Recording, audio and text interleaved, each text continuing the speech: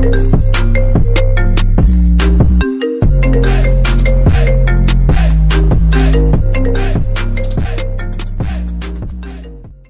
the Killer 2001 adalah sebuah film yang menceritakan tentang bos besar Yakuza bernama Anjo yang menghilang dari kamarnya secara misterius. Kakihara, salah satu petinggi dari geng yang merupakan anak buah Anjo, percaya bahwa sang bos masih hidup. Kakihara mati-matian mencarinya bersama anak buah yang lain, tapi mereka tidak tahu bahwa Anjo sebenarnya telah dibunuh secara kejam. Nah, bagaimanakah kisah selanjutnya? Bagi yang penasaran, yuk langsung aja ambil posisi rebasan.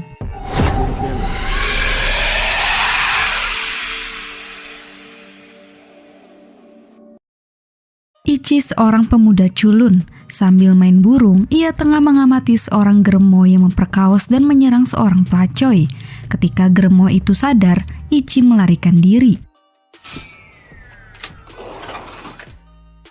Kemudian, scene memperlihatkan bos Yakuza sadis bernama Anjo telah dibunuh oleh seseorang.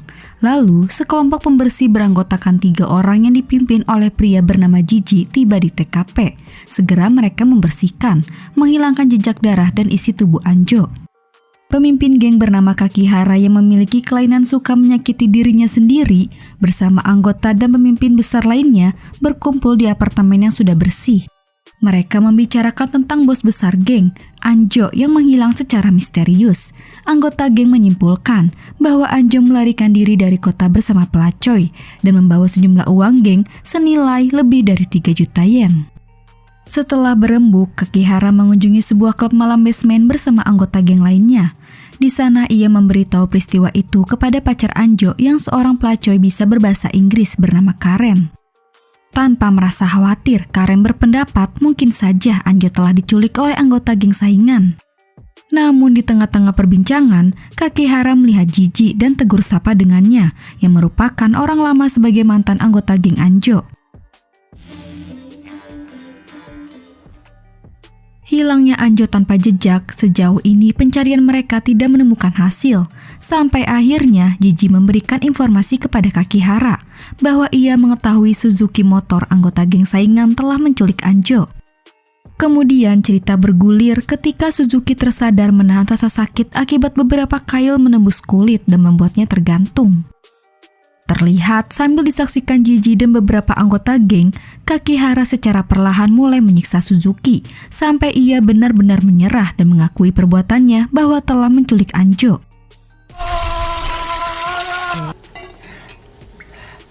Namun saat Suzuki hampir mati, ia pun dinyatakan tidak bersalah ketika segelintir anggota geng Suzuki tiba, dan pada saat itu semuanya baru sadar bahwa Jiji telah menghilang.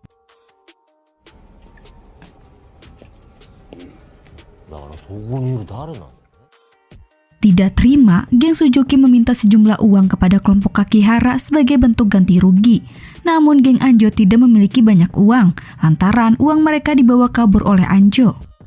Dengan cara lain, Kakihara nekat memotong lidahnya sendiri dan memberikannya kepada bosnya Suzuki sebagai penebus dosa.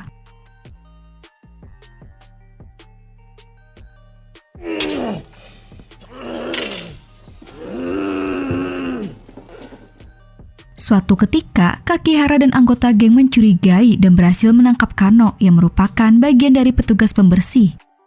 Kano yang sadar pasti akan mati, ia sengaja membocorkan bahwa dia sebenarnya hanya membantu membersihkan TKP, tapi yang membunuh Anjo adalah Ichi. Kano pun mengungkapkan kembali, selanjutnya Ichi akan menargetkan Kakihara dan semua anggota geng.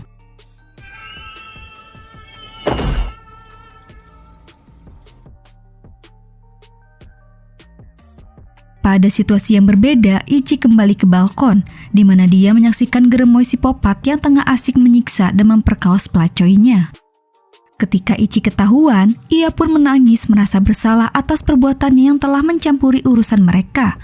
Namun ketika geremoy itu terus-menerus memarahinya, hal itu pun membuat Ichi emosi. Seketika Ichi melayangkan sepatu bot berbilah dan membunuhnya.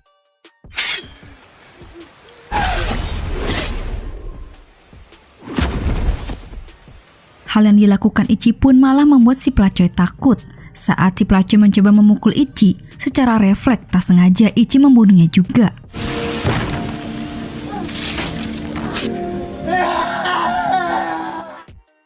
Singkat cerita, atas dorongan Suzuki, Kakihara ditendang keluar dari geng oleh pemimpin besar lain. Akan tetapi, meskipun begitu, anggota yang lain membelot, memutuskan pergi bersama Kakihara.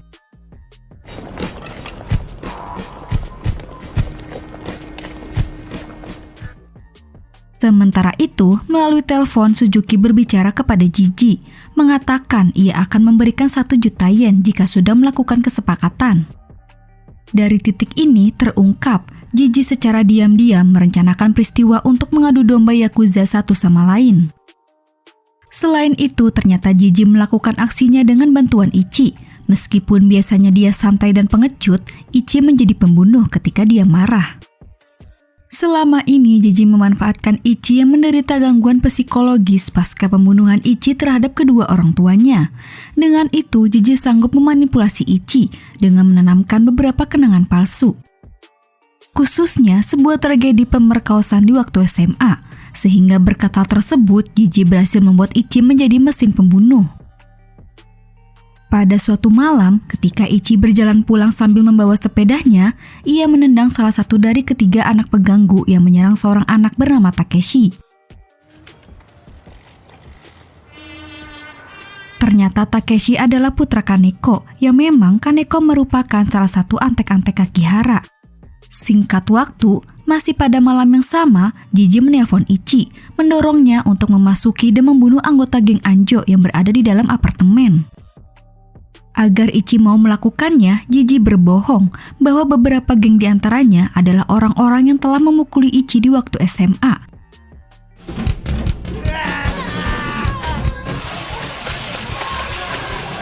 Setelah Ichi membunuh semua anggota geng, secara sadar ia menyesali perbuatannya. Tetapi gangguan psikologisnya sepintas selalu membuat Ichi merasa puas. Di sana kebetulan Ichi bertemu kembali dengan Takeshi. Lalu, ia pun mengungkapkan rasa berterima kasihnya atas pertolongan Ichi waktu itu. Sementara Kakihara masuk ke dalam apartemen, ia terkejut melihat sebagian besar anak buahnya telah tewas dibunuh. Anggota geng yang tersisa melarikan diri ketakutan. Tersisalah Kaneko dan satu anggota bernama Takayama. Dari kejadian ini, situasi semakin sulit. Kaneko ditugaskan Takayama untuk segera menemukan keberadaan Ichi. Nah, saat pencarian, secara tidak sadar sangat kebetulan Kaneko melihat Ichi dipukuli oleh pemilik rumah remang-remang. Sontak peristiwa tersebut mengingatkan dirinya pada saat pertama kali ia direkrut oleh geng Anjo. Sebenarnya Kaneko adalah seorang polisi yang dipecat akibat kehilangan pistolnya. Lalu Kaneko pun membantu Ichi dan mengajaknya makan ramen bersama.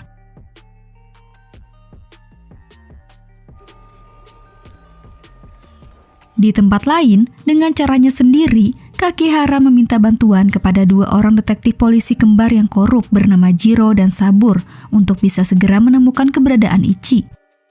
Nah, setelah penyelidikan yang panjang, akhirnya Jiro dan Sabur berhasil menemukan sebuah petunjuk dari seorang pelacoy bernama Miu Miu yang terhubung oleh Ryolong, yang tidak lain merupakan anggota Jiji yang tersisa.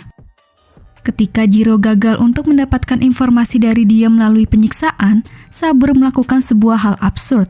Ia melacak bau Ryolong dari mencium apem Miu Miu. Singkat waktu, Kakihara dan 2 detektif korup tiba untuk menangkap Ryolong. Namun meskipun ia berhasil kabur dari Jiro dan Sabura, Ryolong harus berhadapan dengan Kakihara di luar. Pukulan demi pukulan diterima Kakihara. Sampai di mana Kakihara membuka mulutnya yang robek, memakan sebagian kulit tangan Ryo yang membuatnya kesakitan.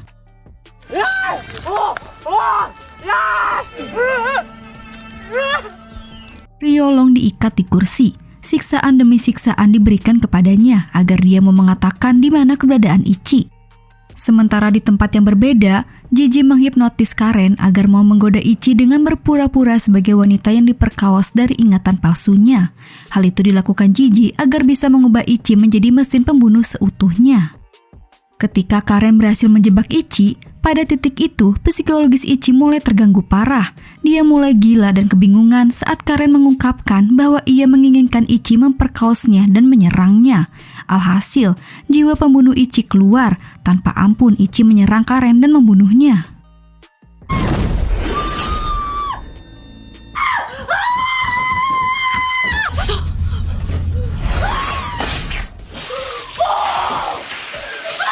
Di sisi lain, Jiji memberitahu Kakihara bahwa Ichi akan datang untuk membunuhnya. Namun di tempat yang sama, di apartemen Yakuza, secara kebetulan Takayama melihat Jiji tengah berada di seberang apartemen. Lantas Takayama berusaha bergegas mengejar Jiji yang melarikan diri. Tetapi tepat saat berada di dasar gedung, Jiji sengaja berhenti. Terlihat tanpa sepengetahuan siapapun, Jiji memiliki badan sispek layaknya seorang binaragawan. Akhirnya, Jiji dengan gampangnya mampu membunuh Takayama dan membuatnya seperti perkedel. Kakihara bersama Jiro mencari Ichi di sekitar apartemen. Sementara itu, Sabura ditugaskan tetap tinggal untuk menjaga Ryolong. Namun beberapa saat kemudian, Ichi tiba di apartemen, di mana dengan penuh emosi Ichi membunuh Sabura, Ryolong, dan Jiro.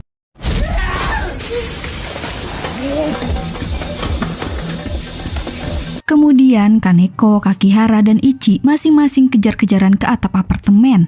Sebelumnya, karena Jiji memanipulasi psikologis Ichi, Ichi percaya bahwa Kaneko adalah saudaranya dan menghadapinya. Untuk melawan, Kaneko menembak kaki Ichi. Emosi yang tidak terkendali, Ichi memotong tenggorokan Kaneko. Namun tanpa ada yang tahu, Takeshi tengah menyaksikan bagaimana ayahnya tewas mengenaskan.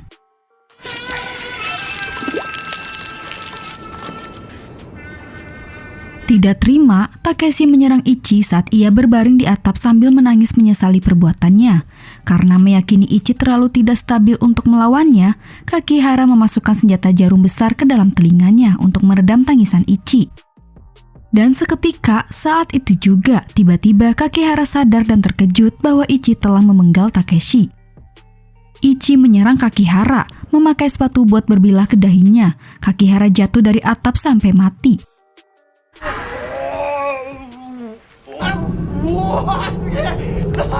Namun ketika Jiji menemukannya, Kakihara tidak mempunyai luka di dahi. Kemungkinan besar baik pembunuhan Takeshi maupun serangan Ichi saat dia melompat ke kematiannya itu hanyalah halusinasi. Dan kemungkinan sebenarnya Ichi masih menangis dan Takeshi masih terus menyerangnya. Bisa dipastikan Kakihara tewas akibat sengaja bundir. Kemudian, scene memperlihatkan bertahun-tahun kemudian. Terlihat jasad Jiji tergantung di sebuah pohon di taman. Sementara seorang pria muda yang menyerupai Takeshi namun lebih tua sedikit pergi ke taman dengan sekelompok anak sekolah. Dan film pun selesai. Itulah alur cerita dari film Ichi the Killer. Oke guys, cukup sampai di sini dulu ya. Terima kasih yang udah nonton, semoga kalian sehat selalu. Dan jangan lupa subscribe channel Adesis. Sampai jumpa di video selanjutnya. Bye!